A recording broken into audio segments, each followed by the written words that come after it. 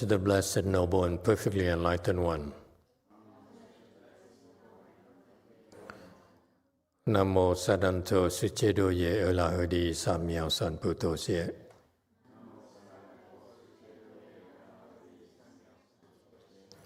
Namo Tang Nakta Toyadaya La De Tamil Tambo Datoa.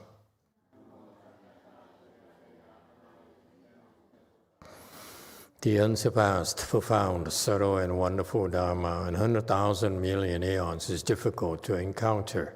Now that I'm able to see and hear, I will receive and maintain it. I vow to fathom the thus come one's true and actual principles. Wu sheng sheng sheng wei miao fa bai jian wan jie nan zao yu wo jin jie wen de shou chi yuan jie ru lai zhe shi yi. O Buddhas and Bodhisattvas, Great Master Qingliang, Great Master Thichvinhhoausa, all good monks and nuns, and all good knowing advisors, Amitabha. 诸佛菩萨精良大士，师父上人，各位出家人，各位善知识，弥陀佛。Chư Phật Bồ Tát, kính thưa Thanh Lương Đại sư, Thượng Thiên Hóa, quý thầy cô và quý vị sĩ trí thức A Di Đà Phật. Hello everyone, today is the Valentine's Day. So happy Valentine's to everyone.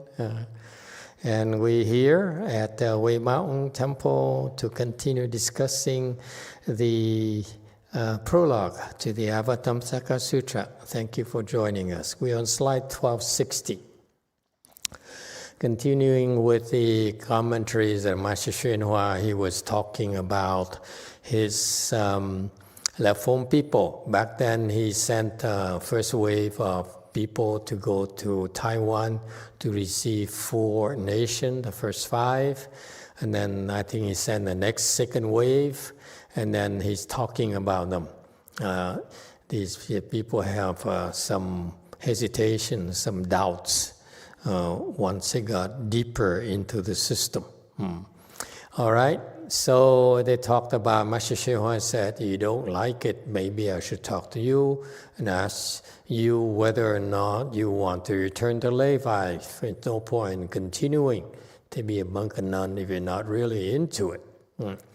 And so next here, 1260, he says, in general, there are 4 types of predications when talking about return to the lay life, the relationship between going home and returning. Okay, so first there's returning without becoming a lay person. So it's referring to here at in the sangha, in this monastic community, we do allow people to go back to visit the families. It's not a problem. However, in general, we recommend that the novices avoid doing that because they are not strong yet. They're not knowledgeable about the monastic code, the monastic life, and therefore when they go back home prematurely, they probably will give the wrong impression to the family. That's why we recommend they don't go home. But after they've become fully ordained and after they live in the community long enough, then actually it's not a bad idea to go home at all. So don't be under the impression that we're afraid your family, we try to cut you off your family. Not at all. It's a temporary thing because your family is important to you. The blood relationship is always there, whether you like it or not. So actually it's a good thing to have. This someone that you have a special bond with, people you have a special bond with, okay? And so, in particular too, the people who are strong enough, and actually we see that they're going home, returning home to pay a visit to family or talking to their family over the phone or texting, actually is beneficial for the family. Then it's not a bad thing for them to do. Okay, so this is the first group where people go back home, stay in contact the family, communicate with the family, and they come back to the monastic life. And then, and that's returning. But returning here is hui. Hui is to go back to the family, but you also go back to the monastic life. And then next group, next predication is that you become a layperson, not returning, meaning you go back home. Layperson here represents your family. You go back home and you don't come back at all. Okay, meaning that you renounce the monastic life. All right. Again, you're free. People are free to choose what they wish to do. There's nothing is forced here at all in the Sangha. And then, and those people, they have good reasons. And you talk to these people, they have very good reasons. Some good reasons, some not so good reasons, but that's the way it is. Okay. Number 3, the third predication, third case, is that it's neither becoming a layperson nor returning. And so Master Showa explains this case as a person going back to their homes. They pay a visit to their homes, and for them, they're in the state of wisdom, where they're not attached to forms. And see, the problem with people going back home is that they become attached. They invoke memories, good memories of what used to be, the comfort and the attention and the care from the family. So they miss that. Whereas when you have wisdom, you are not attached to these external things such as form or sounds, praises and words of love and attention. Okay, so this refers to a state of people who have wisdom. They rise above forms. They rise above sounds. They rise above the 6 dusts. Forms and sounds are symbols of the dusts that tend to confuse us and defile our Buddha nature. The 5 dusts are from the 5 sense organs. The ears hear sound, so sound is a dust because the sound tend to confuse us. So, for example, for the monastics, or even for those of you who want to receive the Bodhisattva precepts, part of the precepts is to not listen to music, is because music confuses you. Okay?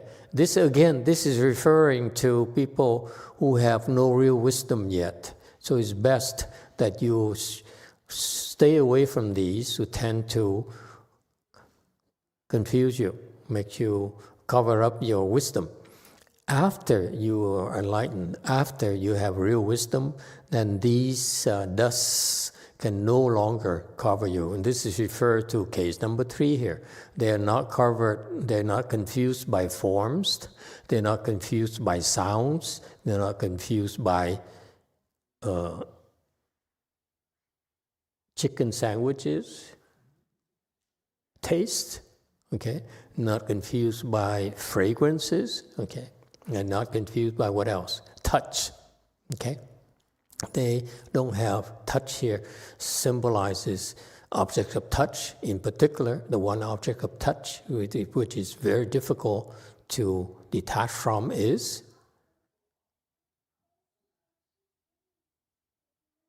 I don't know. I forgot.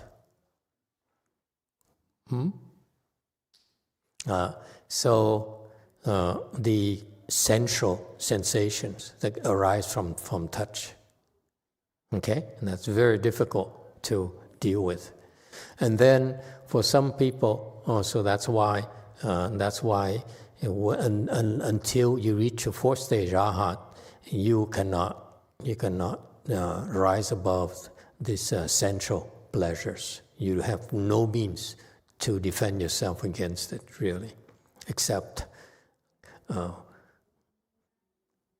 conning yourself and pretending, playing games, mind games, pretending that you're not affected. But deep down, at a very deep level, you're affected. Okay, so that's why until you reach fourth stage Rahat, and then those people who reach fourth stage Rahats or higher, they invariably say that I'm not as confused by the sensual pleasures anymore. That's real to them. All right? And so, and finally, dust number 6 is mind. The mind can play tricks on you, and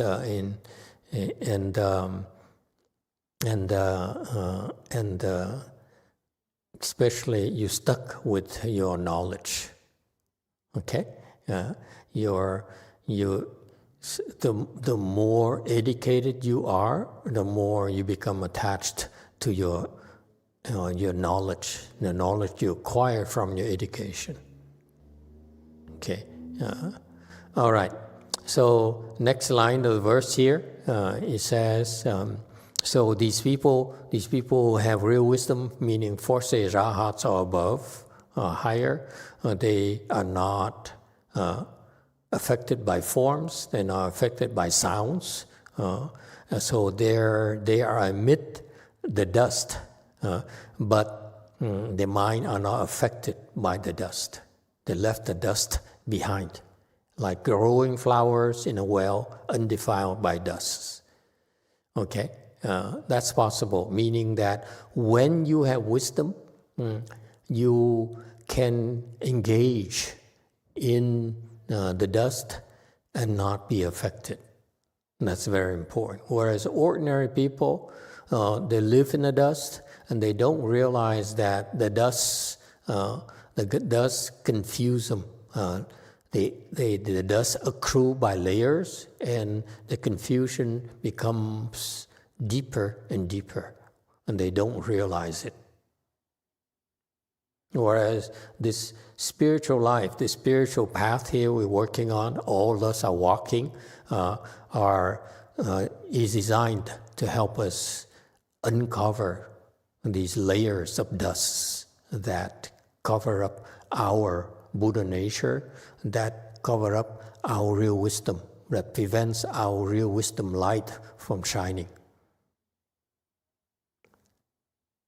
All right?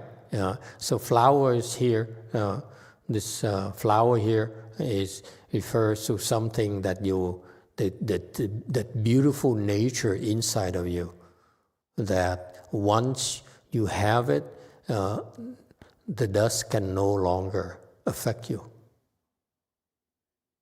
Okay, once you're able to connect with that Buddha nature of yours, that nature of wisdom nature of yours, no dust can confuse you anymore. Any questions about this? So this is what you're called a superior person. Head and shoulders above the ordinary people.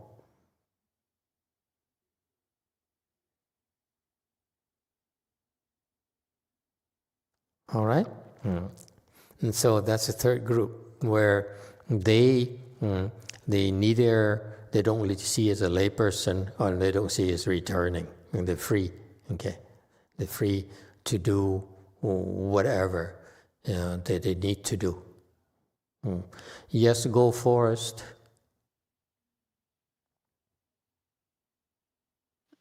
Master, sorry, this is a question about the anecdotes we discussed earlier.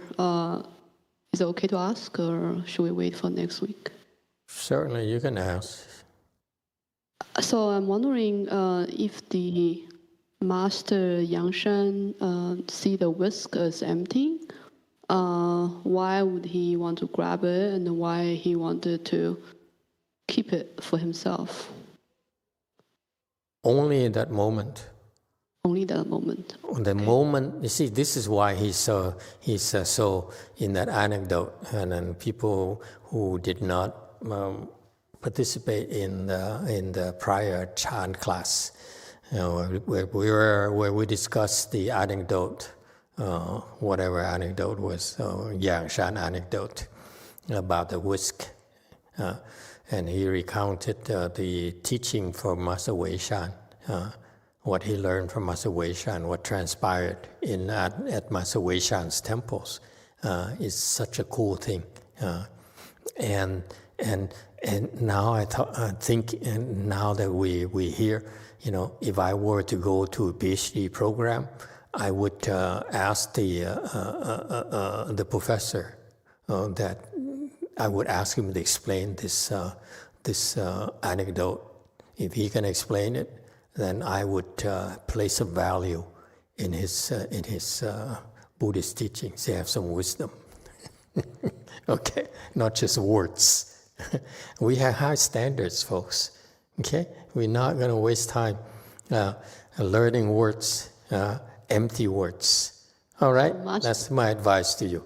Now, as to this particular anecdote here, just to give some context to people, Master Weishan says, anyone who accords in principles, who acts in accord with principles, I give this person this whisk. And so Master Yangshan immediately, and you can imagine there are lots of people there, they all have wisdom, most of them have wisdom, so there's a lot of competition. So Master Yangshan at the time, I believe he was younger, I wasn't there, but his behavior tells me that he's a show-off, he's still a showman, okay? You need to be a showman mindset to behave this way. So Master Yangshan says, really? If I act he immediately asked, no one ever, before anyone had a chance, he immediately raised his hand and said, so if I act in accord with principle, I can have that whisk? And as I said, yeah, of course you can have it. So he came up and grabbed it from Master Weishan's hand and ran away. Okay, and left. I mean, he left very quickly. All right, and so the question I explained that the reason that worked and that Master Weishan allowed it to happen is because when Master Yangshan came up, he looked at the whisk and saw the whisk as empty. Because if he didn't see the whisk as empty, it's an act of theft. He took it from Master Weishan without asking for permission. But at the point when he snatched the whisk, he emptied his mind. He says, this whisk is empty. And at that point, Master Weishan saw that. He said, so he saw the whisk is empty, therefore I cannot accuse him of stealing a whisk because he's stealing emptiness. So it's not a theft at all. To steal, you need to have something of value. When a thing is of zero value, it's no stealing. Okay? So that's why Master Weishan let him grab the whisk. So Master, that's really interesting. Does that mean we can really want something, but and just like as long as in the execution of the action we're not attached, we can want something and we can be empty still? No, the point is that when you deal with Master Weishan, it's different. Okay. So you see, I thank you for asking again, because we only had half an hour. We didn't have enough time to explain in great details. But what's interesting here is you see, on the surface, on the surface, unless I explain it to you, it doesn't make sense to you. And that's precisely my point. I'm trying to teach all of you. It does not have to make sense to you because you don't have enough wisdom to understand. Only these people, Master Yang Shan, Master Wei Shan, understood each other. That's why the anecdote was taught to us to remind us, including the Shangzuo, the monk, the head monk in charge, assistant to Master Wei Shan. I feel that he didn't get it. He didn't see that Master Wei Shan looked into Master Yang Shan's mind and saw that Master Yang Shan, at the moment he grasped it, because when he walked up, Master Yang Shan said, I'm coming up to get a whisk.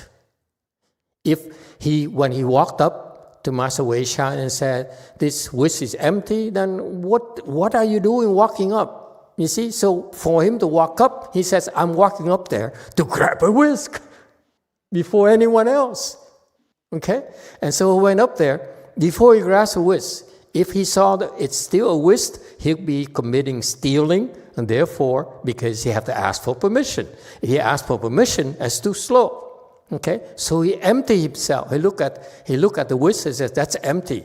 I'm not taking anything. So he grabbed it. As he grabbed for the whisk, his mind emptied. He said, this is not a whisk, it's empty. Master Wei Shan saw that. He says, he's not breaking precepts. So he let him. Instantaneous, at the very point right there, before he grasped, Master Yang Shan emptied his mind. Got that?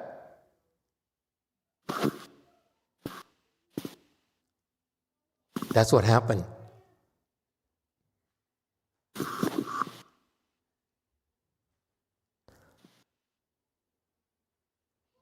Yes, in the back. Master, I have a question. So if people don't know that is stealing, does it still count as stealing? No. No. It's stealing to the people who are confused. This is why I said it doesn't have to make sense to you. Don't look at others and try to make sense. Okay? Because you cannot understand. This transpired. It made perfect sense. It's perfectly in accord with principles what Master Yang Shan was doing, according to Master Wei Shan. Therefore, he gave him the whisk. You can take the whisk. At every moment, basically, Master Wei Shan, okay, it's yours. That's why Master Yang Shan immediately ran away before someone understands it and grab and fight for it. Okay? And so the point here is that if you don't understand these actions, unless I explain it to you, okay, and that's why I try to tell you that if you don't have real wisdom yet, what wise people do don't necessarily make sense to you. It's none of your darn business what they do. What my Master Yang Shan did with Master Wei Shan is between them. It's not up to you to say, hey, that's stealing. Hey, you favoring this kid. That's not fair. We have more seniority and so forth. You're supposed to follow the rules. If you have the whisk, you want to give it away, you have to give it, you have to ask as first senior first, second most senior and so forth. You cannot let anyone come up and grab it from you like that. You see? So people who don't understand can object to it, even when it sounds logical, is based on that the Vinaya knowledge they have, the limited Vinaya knowledge they have. Okay, so that's why it does not have to make sense to you. What we're doing with you is we're training you to open your real wisdom. Whatever Master Yang Shan and Wei Shan do don't necessarily make sense to you. And if you make the mistake of criticizing them and opening your mouth and say, this Buddhism is confused, this doesn't make sense. Okay? Remember, the rules are for you to help you open your wisdom. But once you open your wisdom, okay, you are a different world, different plane. And therefore, ordinary people can no longer interpret your actions anymore. Does it help? Unless you're there, you have no idea on what's going on. Unless I, for example, and precisely, unless I explain the anecdote to you, you couldn't understand it.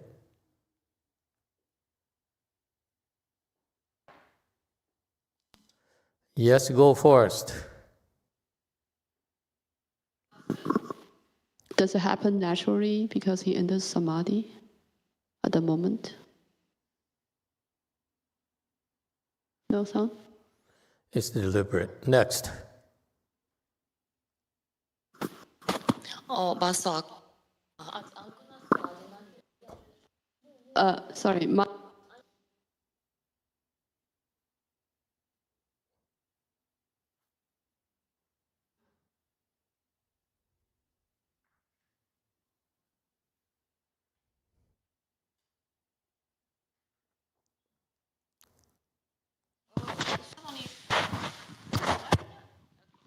Sorry, Master. I was just saying that does it happen naturally because he enters samadhi at the moment?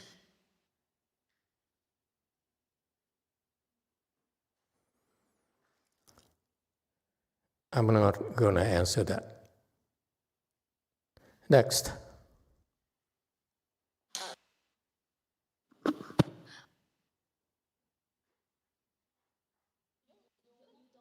If I answer it, then idiots who don't know anything, they say, oh, I understand everything.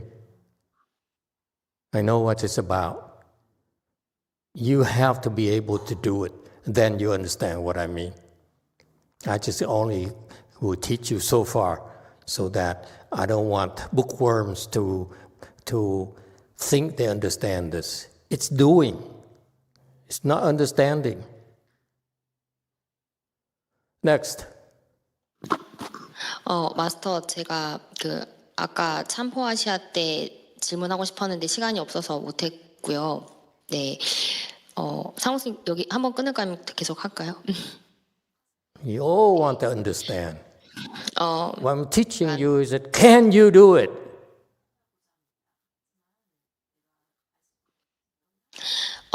네, 그러니까 위산 스님께서 상자에게 물어보는 것은 약간의 앙산 스님에 대한 예의, 익스큐즈 같고요. 네. The Master Rinchen asked the senior monk that is kind of excuse to Master Yangshan. 그리고 불자를 잡았던 것에 대해서 위산 스님은 주저함이 전혀 없었다. 다시 말하면 no thinking 상태였다고 저는 생각을 하고요. So when he grabbed the whisk, he has no thinking. 그리고 그가 위스크를 잡은 다음에 떠난 거는 내가 불자를 잡았다는 생각이 없었기 때문에 떠날 수 있었다고 생각하는데 이게 제가 바르게 이해하고 있는지 제가 질문드리고 싶었습니다.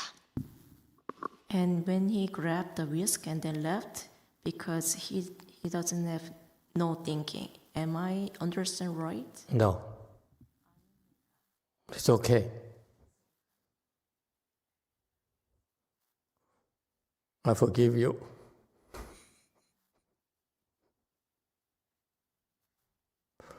Next. Anyone else? Yes, in the back. Master, I'm just being stupid because, like the kids, I was thinking of the stealing precept. If the kids going to the temple and he did not know mindlessly take the food and then he eat that, he did not know, does he commit offenses as stealing? Yes, but I forgive him. I know he doesn't know. He steals from the temple. He's going to go to hell unless I do something about it. And this is what happens in the temples. People come to the temple, kids, for example, come to the temples, they don't know. And they see things they like. whether it's food or little things here and there. They're just kids. And the exact rules of Vinaya is that you steal from the Sangha, from Triple Jewel, you're in big trouble. These kids will go to the hells. So that's why when you have a temple, boys and girls, there's responsibilities. They're going to come to your temples and commit offenses out of ignorance. Some of them, like kids, they do it and they deserve to get help.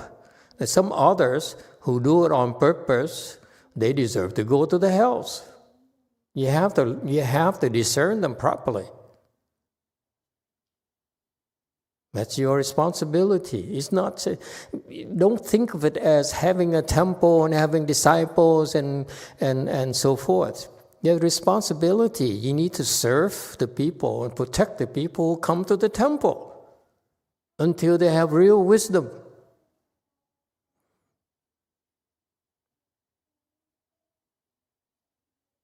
Thank you, Master. I stole from Master Hsuan-Hua's temples too myself. I'm still not in the hells yet. Maybe after I die, I will go to the hells. Who knows? We do things out of ignorance and stupidity.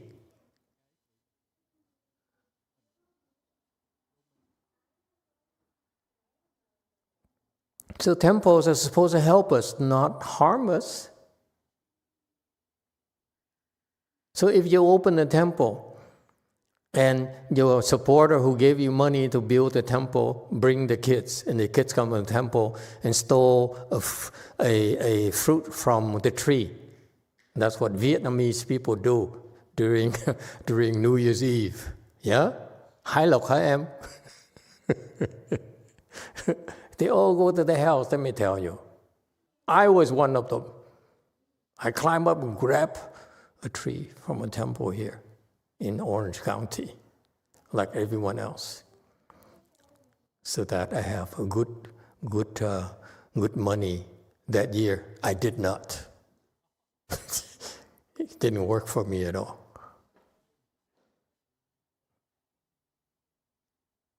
And I know the abbot of the temple, she has no way of protecting me. So if I go to the house because of that, it's her fault. You know that? She opened the temple for me so that I have a chance to go to the house.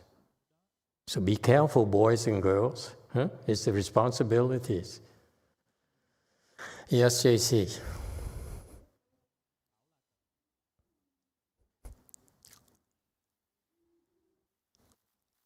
들려요? 지금 앙상 스님께서 그 100불이 공이다는 걸 아셨는데 굳이 왜 그것을 가져가셨는지 그게 궁금합니다. So Master Aung San saw that it's empty, but why did he grab it? Because he likes it.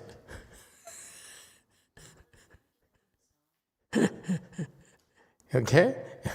He can choose to like it, and he choose not to like it.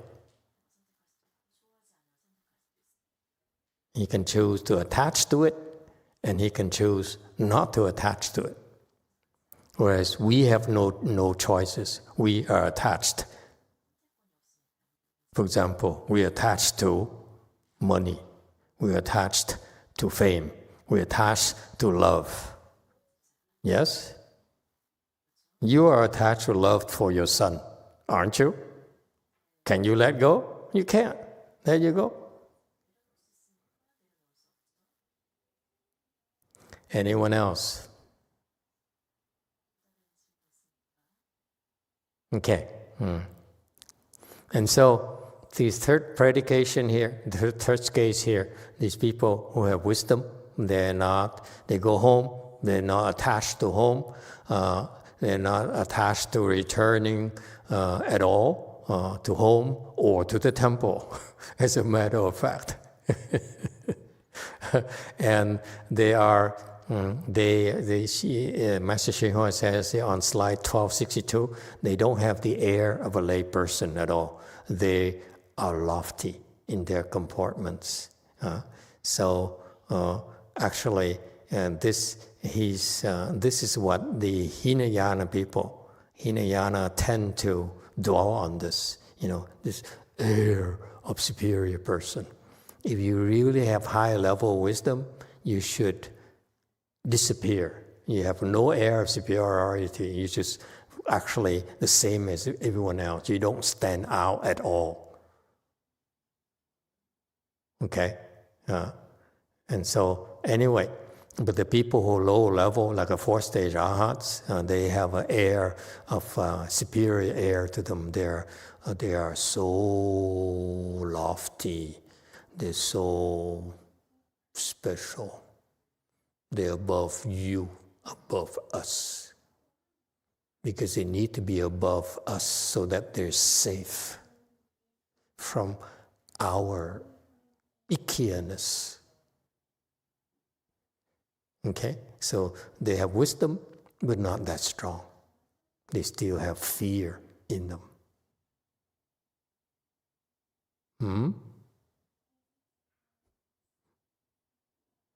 That's what I call Hinayana, Mahayana. They have Mahayana wisdom, but not very high, and therefore they still harbor the Hinayana fears, Hinayana obstructions in their practice. I don't say it just to criticize them or denigrate them or belittle them. It's to remind them that the Mahayana practices are Hinayana, have Hinayana constraints, limitations. All right, the fourth one, both living layperson and returning. And this is a case where you're a layperson and you can, meaning you layperson, you can return home as often you want, but you also are able to return to the temple as often you want. So the best of both worlds, where you fulfill your lay person's responsibilities, pursuits, and yet you still are able to live in accord with the Dharma. So that's why you go to the temple and propagate the Dharma and show people that lay people can have wisdom too. Okay, and that's not, wisdom is not only reserved for left-form people, but lay people can also have it. Okay, meaning that we don't discriminate. You lay people, lay person, or left-form person. For us, it's the same. Okay, we help you open your wisdom. Meaning that, furthermore, I don't care whether you're a girl or a boy. I can't care less. I don't care if you are young or old, or black or white. It doesn't matter at all. Okay? Wisdom has no such discriminations. Your Buddha nature is free from all those discriminating factors. Yes, 7. Thank you, Master. We have a question from Carol. Amitofo, Master. In Heart Sutra, there are sentences of shalitsu. What is the relationship of shalitsu with context? It is just a name called, or have any other meaning there? Shalitsu is Shariputra. That's Chinese for Shariputra, who happens to be number one in wisdom amongst the Buddha's Arhat disciples. If you reach fourth stage Arhat, and the level wisdom for those fourth stage Arhats, among them, Shariputra is number one, meaning that no one can surpass him among the Buddha's disciples. The Arhat disciples of the Buddha, they have wisdom, but none of them is higher, meaning that Shariputra represents someone who has the highest possible level of wisdom in Hinayana. Now, this is very subtle. This Heart Sutra was spoken in the Prajna period, meaning it's not targeting the Arhats at all, the Agama students, the Hinayana students at all. The audience for this teaching of the Prajna teaching is bodhisattvas. They are the people who aspire for high-level wisdom, higher than Hinayana wisdom,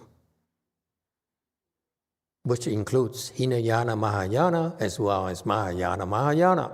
Okay, so Shariputra represents the arhats of the Hinayana who has achieved the highest possible level of wisdom in Hinayana teachings, and they want to go higher. They're not content with just getting the Hinayana highest level of wisdom. They want to learn and develop the Mahayana or the Prajna wisdom, which is Mahayana wisdom. All right, and therefore this Heart Sutra, in this Heart Sutra, this is a very concise teaching in Prajna. Is designed to be very short, so that it's about 256 Chinese characters, and so it's very short, and yet it contains, it's a symbolic, it's representative of all the Prajna teachings. All right? And in this sutra, as you can see by the fact, as a question was asked, the fact that the Buddha addresses Shariputra. So you see, it's the message is that you Hinayana people, even if you reach a highest level of wisdom in your field of specialization, okay, you need to study the Prajna teachings in order for you to reach a high level of wisdom of the bodhisattvas. That's why the Buddha keeps on repeating Shariputra, Shariputra, okay, this and that, Shariputra, this and that. So those are for emphasis. You, arhats, should know this. You who consider yourself to be as wise as Shariputra, okay, you should know this, because I, Buddha, already declared that if you practice the Hinayana teachings, your wisdom can never exceed Shariputra's. So those of you there who are arhats, who are Pratyeka Buddhas, think you have more wisdom, you should study this Prajna Sutra, this Heart Sutra, and in order to reach the Prajna wisdom, develop the Prajna wisdom. Did I answer the question? So that's why the Buddha kept on repeating Shariputra's name. So you arhats, pay attention. You know, you arhats, you think you know so much, but actually look at these principles here in this very short sutra. You don't get it. Buddha says, I talked about 5 skandhas, all empty. And you don't even know what the 5 skandhas are. You see how little you know about Buddhist teachings. It's still an ocean vast of teachings that I have yet to teach you. And when I talk to you about this Heart Sutra, you don't get it at all. So therefore, I made this Heart Sutra in order for you to recite it and recite it so that you generate vajra seeds for them to mature, instead of you reading your junk in Hinayana.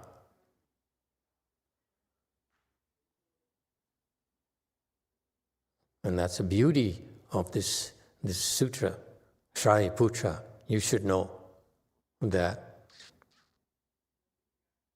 listening to this sutra here plants seeds, vajra seeds in you for you to open your wisdom.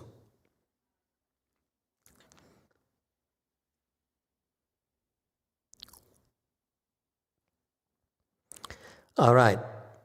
And then, so finally, the fourth case is that a person who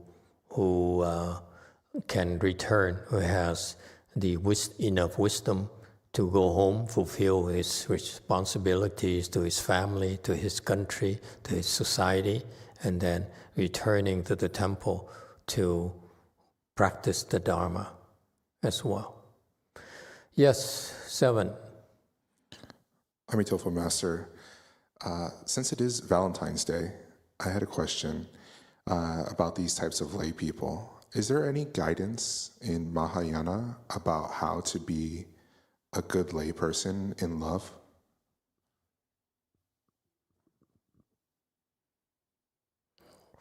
Guidelines for what? Well, I know that there's... Master Xinhua says, don't have sex with your wife. Yeah, exactly. And if you have, be very proper. Don't have fun. Happy Valentine's Day. Regardless. Seriously, it's very Chinese. I'm amazed that no American ever objected to it. They're fake, his disciples. I would have said, excuse me. Yes, in the back. Master, speaking in spirit, what does how to have proper and not having fun? I don't know. I never learned. Lucky for me. I'd be lost in the details.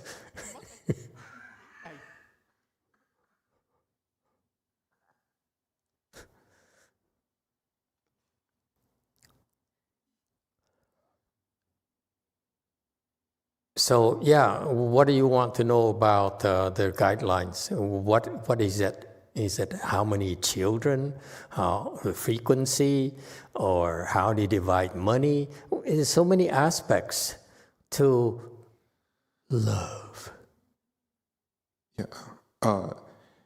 You know, like how to be a good husband, or what qualities to like exhibit within a relationship, those kind of things. Like, I know there's like the precepts, of course, but beyond that, is there anything else that they talk about how to be in love? Because mostly it says, like you were saying, love is bad and attachment, and don't do it at all.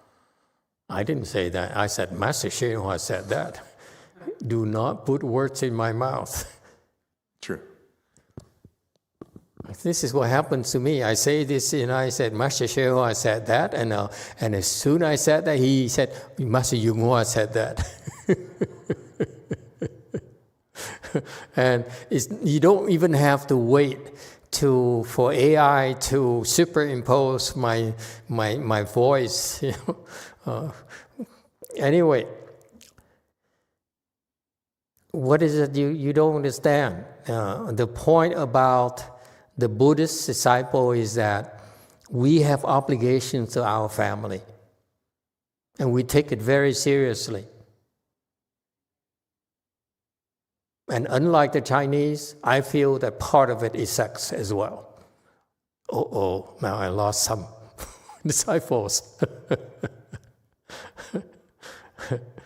Okay? And so the Chinese are too prudish. To me, it's no longer relevant. I don't think the Chinese believe that anymore, or the Korean believe it anymore. Okay? And so you have to commit to taking care of your family. Do the best you can. And in the framework of the 6 or 7 principles, that's all you have to do. It's beyond that, it's wide open. Okay? It's nothing in the precept that says you must only have, moderate your sexting with your wife. That's Chinese. It's not in the Vinaya. Not at all. I read the Vinaya myself. When it comes down to 5 precepts, there's no such limitations. Okay? He chose to add it for his Chinese prudishness or whatever, what he did. And I'm pretty sure it's directed at his disciples. But for you, I don't have that problem.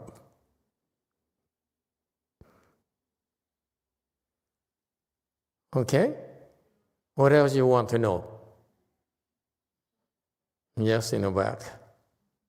Master, on behalf of us, layperson, thank you so much.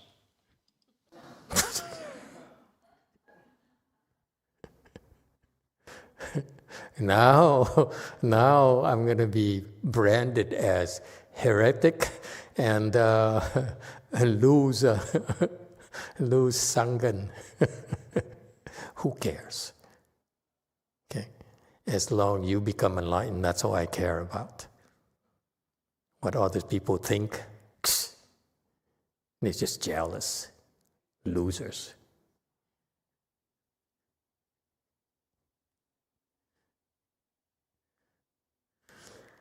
Okay, anyone else? Okay, next, 1263. I see that people are not clear about Dhamma doors or reciting Buddha's name, so they do recite very sloppily and don't perfect their skills. So now he's talking about reciting Buddha's name. Okay, and then he says, investigating Chan is the same as reciting Buddha's name. Reciting Buddha's name is the same as investigating Chan. Okay, and you see, we are now, you're so advanced, you're so sophisticated, and when we read these things, it's like so childish, the way he explains that mindfulness of the Buddha's name. What mindfulness? Just recite the Buddha's name. You don't even have to be mindful. Okay? Just recite the Buddha's name. It's very simple. Just recite. There's no need to be worried about mindfulness. Okay? But here he used the mindfulness of the Buddha is in the context of the Wato who's mindful of the Buddha. Okay? So he mixes them. He mixes that Pure Land Dharma with the Chan Wato Dharma, or who's reciting the Buddha's name, who's mindful of the Buddha's name. That's it. But it's not necessary. It's okay to impress the boys and girls and so forth, and pale-faced people back then, because they don't know anything, and they still don't know anything right now, thanks to his disciples.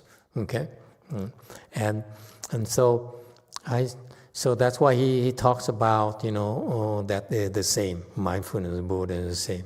Okay, and then so because they're the same, therefore when you investigate Chan, the one that are mindful of the Buddha, and I'm surprised that no one asked when I practice Chan. Like let's say I'm mindful, I count my breath, like the way you taught me, great Master Shenhua. How is it being mindful of the Buddha? You see, when you go into this, when you parse things this way, explain things this way, you have a lot of issues. Okay? But again, because they're babies back then, they're a bunch of ignoramuses, ignoramice. Okay? That's Latin for ignorant people.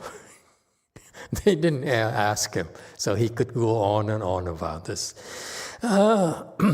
He says, people are mindful of Buddha are Buddha. Oh my God. Nothing is further from the truth. You're mindful of Buddha, how can you be Buddha? It's very different.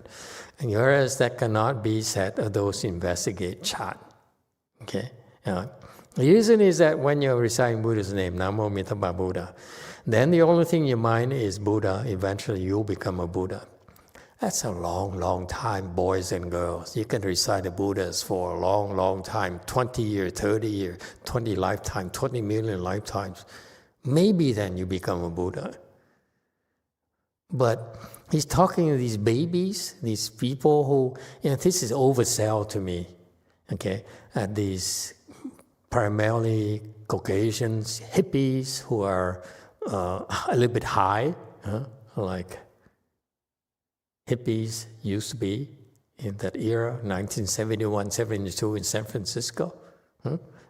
And so you walk in there, hey, brother, hey, bro, peace to you. And I don't know how they talk. I'd love to go back in time to see how these people could be saved. Anyway, the only thing in your mind is Buddha. No, the only thing in your mind is Buddha and weed. Okay. And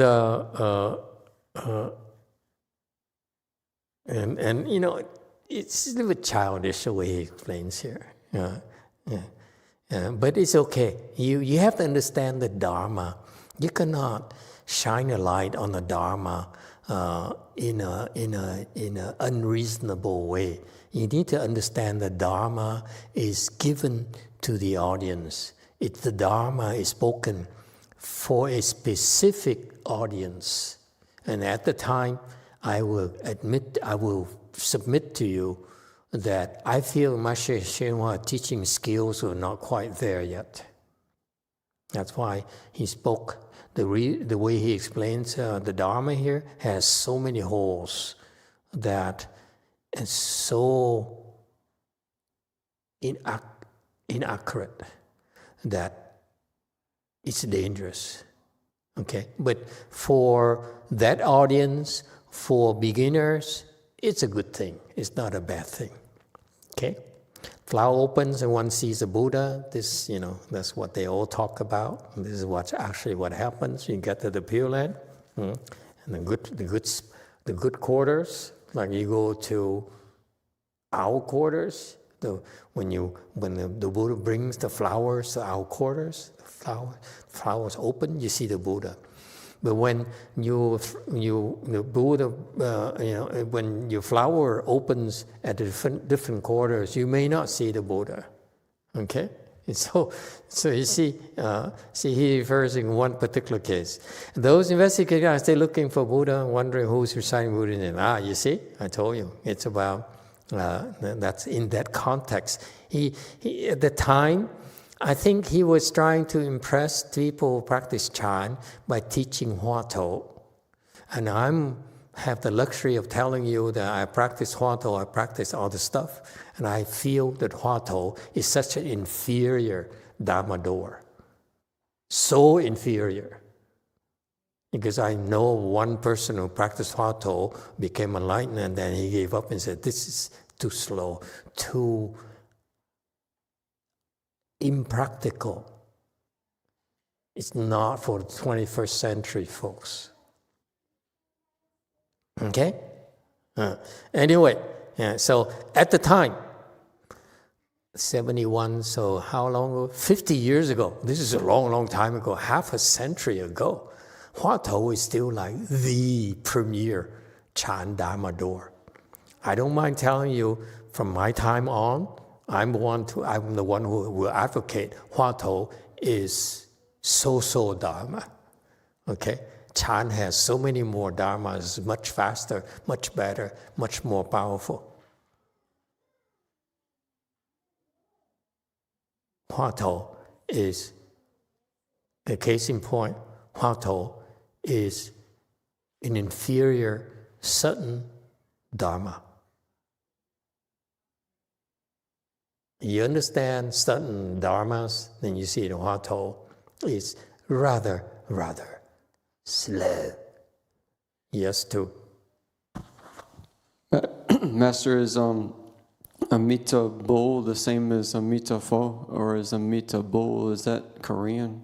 Yeah, Amita is like, I think, Japanese. Amita Bull, is that? Yeah, Amita Pho is Chinese. Okay? I don't know what Korean. Amita Bull is Korean. Okay? Again, in a prior life, I'm Korean, so I will not attack Koreans tonight.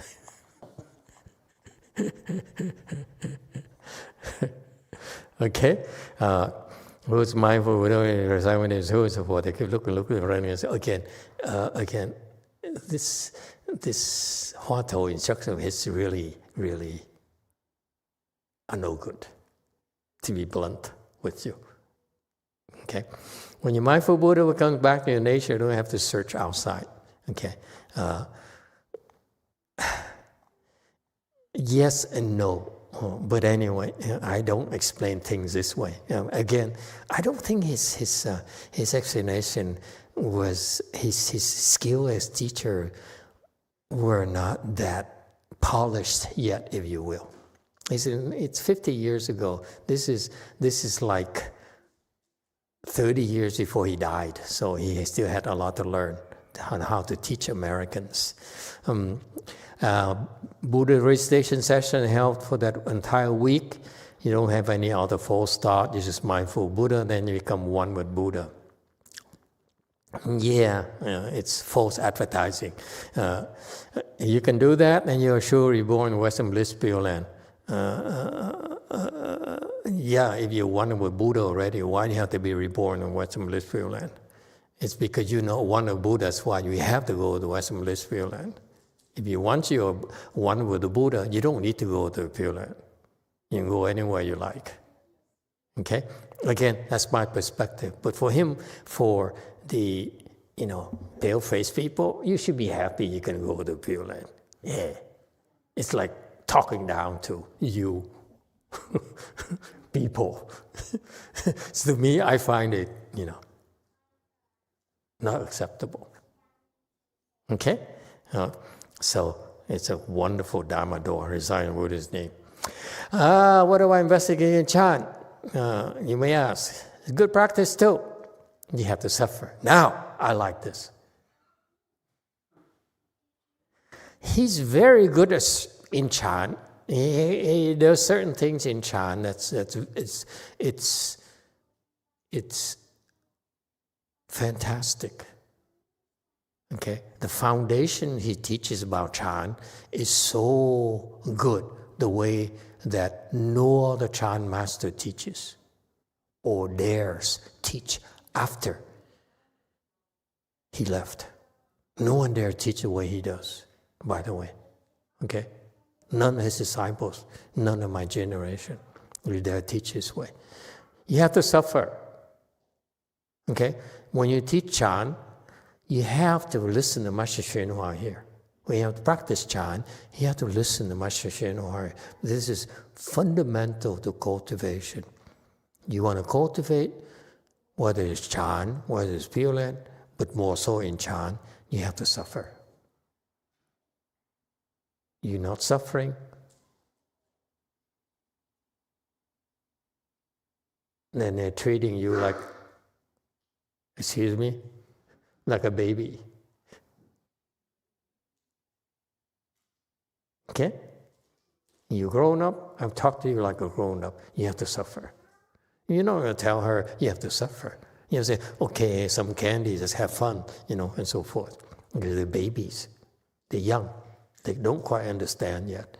But if you want to hear the truth as an adult, you want to learn how to escape your limitations, rise above your limitations, then you have to suffer. So, to paraphrase that famous line in the Wall Street movie, suffer is good. Suffering is good. Ladies and gentlemen, suffering is good. You see that scene? I love that. He said with so much conviction, greed is good. So I'm telling you, suffering is good. Believe. Okay? You have to suffer. What kind of suffering? First, you have to put up with the pain. Okay? He's so blunt about this. I love this. And there's no getting around this, by the way. If the people who practice meditation and they sit there and they feel good, like this young lady there, number 6, it's only because their teachers are afraid to lose them.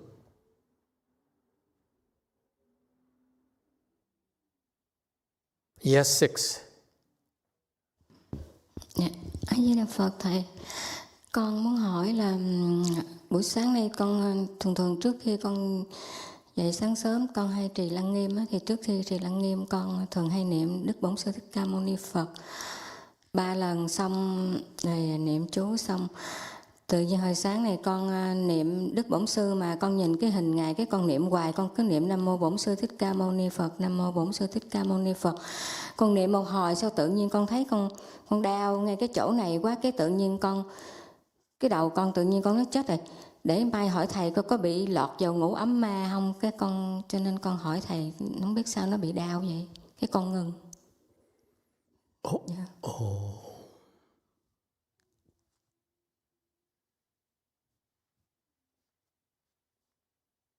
Amitabha Master, so usually... Let the daughter translate this. Yes, Master.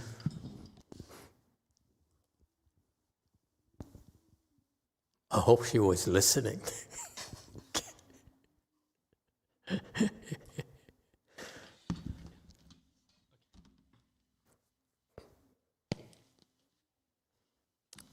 Amitabha Master, I would like to ask that for this morning, usually every morning when I wake up, I recite the Shrangama mantra, and I usually recite and then recite Amitabha's name.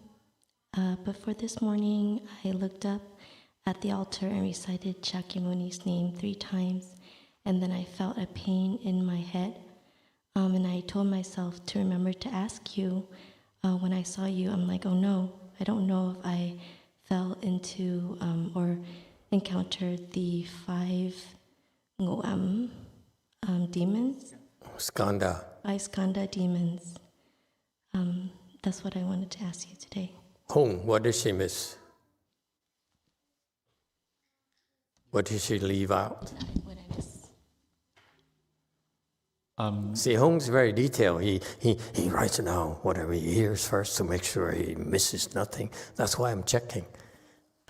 So there's one thing is that she recited Shakyamuni Buddha 3 times before she recited Shurangama mantra. But this time, this morning, all of a sudden that she keep reciting Shakyamuni Buddha all the way, and all of a sudden that there is a pain that she experienced at that point, and she was afraid that she fall into the 5 Skanda demon state. And so she stopped reciting and she wanted to come as master. Okay, very good. That's very good, precisely. So she recited the Buddha's name. She had this program in the morning where she does her cultivation. At what time? Dạ, thường là con niệm, con dậy khoảng 4 giờ, khoảng chừng 5 giờ thôi, 5 giờ, 4 tới 5 giờ. Yeah. So between 4 and 5 a.m. Yeah. God, I would never get up that early. Anyway, so she would recite these things, and usually, so she kept reciting Shakyamuni Buddha's name more than 3 times. She kept going, and And so she kept going is because she entered samadhi, and pretty soon, and after a while, she realized that she was still reciting in Buddha's name, meaning she exited samadhi. And then she realized the head was hurting. And that's because she entered samadhi and the chi went up to her head and found that there are a lot of stuff up there that are clogged up. That's why it hurt. The chi is trying to push through. So it's a good thing. Nothing to worry about. Yeah. Okay, that's number one.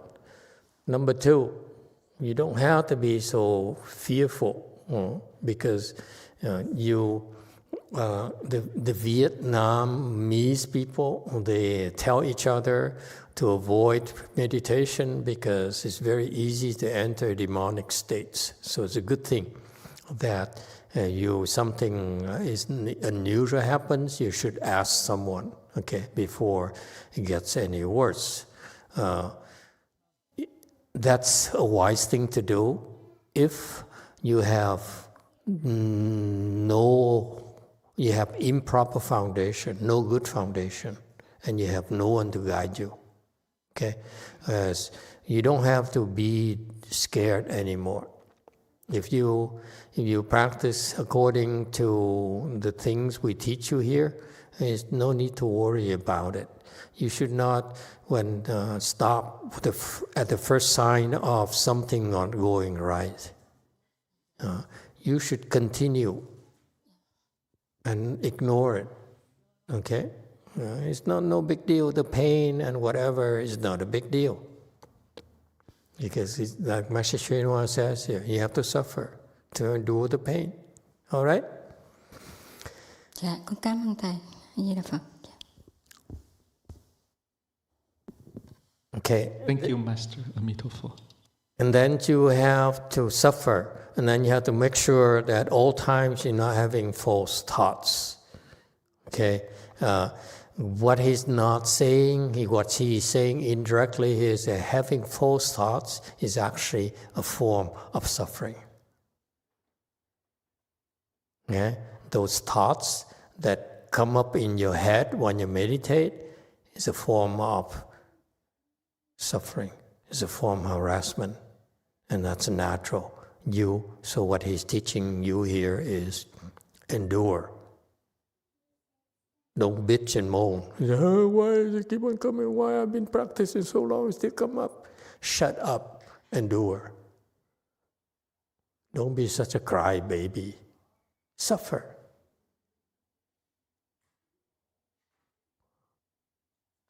Like a woman.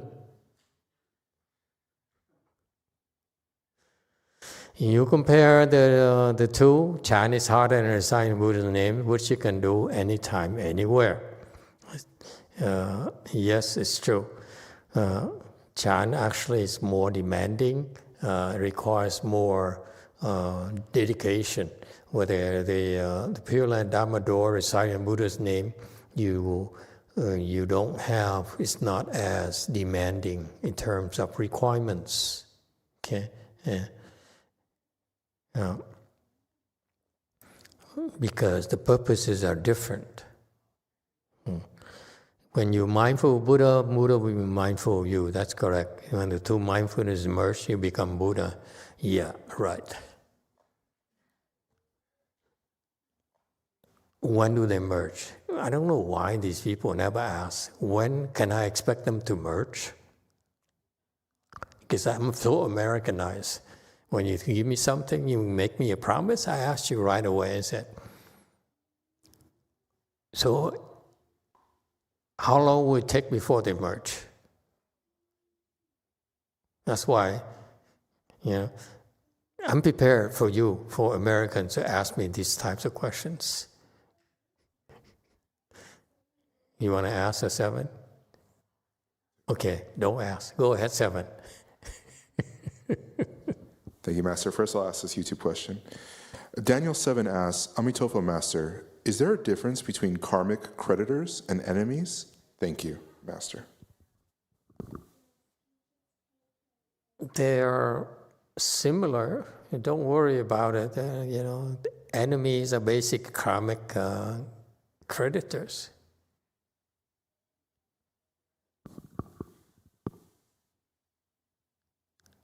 All right? Whether it's from the past or in the future. The past because you asked for it from the past. In the future because you're doing it right now, so they become your enemies in the future too. Yes, second question. Thank you, Master. When will our two mindfulnesses merge? I thought you wouldn't ask. They merge when they merge.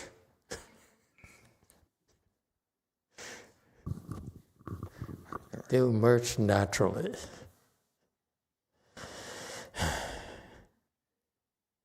And it will be a long, long time, buddy. And this is very wonderful Dharma door. You haven't looked into it carefully, so you don't know its good points. And very few people attended when I held a session. And today, now I tell you, you really miss a good chance. Yeah, actually, it's true here in a way, because many people who finally are able to spend time doing the Buddha recitation at our temples, they like it. Most of them like it. Okay, and so if you recite the Buddha's name, you can do it for half an hour, 15 minutes, or 20 minutes, or 1 day, 2 days, and so forth. Every time you do that, it's a wonderful thing. It's a very good thing for you. Why is that? Unlike his time back then, right now, when you come to places like here, or DTT and Gold Force and so forth, you get a lot more because of the people there have good recitation skills. Okay, that's the reason for it. So that's why it's worthwhile for you to come to the temple and in person to do it. Okay, don't miss out. It's my advice to you. 1269, I tell you something else is the absolute truth. What I like most in reciting Buddha's name is when I'm asleep, I recite Namo Amitabha. That's true. He can recite when he's asleep. He can recite when he's dreaming. When I'm walking or I'm standing, I'm reciting Namo Amitabha Buddha. That's true. That's what he does too. Walking, standing, lying, sitting down, are all done reciting Namo Amitabha Buddha. It's a natural state for him. He recited Buddha's name constantly. Okay, he has very strong affinity with the Buddha. Amitabha Buddha is standing all around me because Amitabha wants to become one with me, so that there is no difference between us. Well, I wouldn't talk like this, but why would Amitabha Buddha want to become one with him? Oh my God. Okay. This is, like talking to a child to me. Why would you say that wonderful or not? Is there anything else could be more wonderful? Yeah. For you pale-faced people, isn't it wonderful? 1270. Reciting Buddha's name, most wonderful Dharma doors. Remember, at the point you have skill, you don't know what I'm talking about. All that he does is about to make you curious enough to do it, because unless you do it, it's only talk. Don't be like scholars. They only talk. They don't know what they're talking about. Buddhism is about experiencing it with yourselves. The words there are only designed to encourage you to do it. If you do it, then you feel the bliss. You get the real benefit. You only read and talk about it, and you're missing on the point. You're missing so much. Yes, intellectually, the Buddhist teaching is fantastic. It's so profound. It's so intellectually stimulating. But if you like it even more when you recite, when you actually engage in the practice yourself. Don't miss it, okay? Whether it's for a minute or 2 or 3, okay? You don't want to do it. It's all about you doing it. If you're not willing to do it, we can't help you. You're missing. You may say, what's the use in reciting Buddha's name? And he says, why not? What's the use of not reciting? Okay, there's nothing better than be able to be with Buddha every day. Yeah, the point here is that when you recite Buddha's name, you amongst the privileged company. That's a fact. Because how many people know to recite the Buddha's name?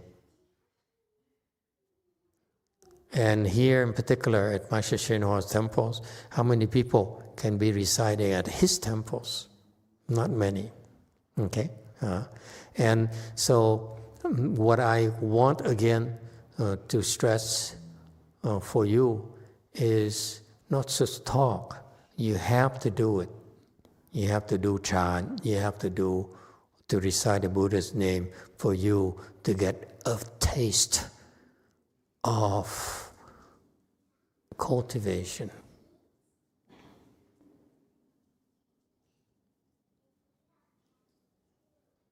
Okay? And it's not an easy thing for you to do, by the way. It takes a lot of blessings for you to be able to participate and not run away.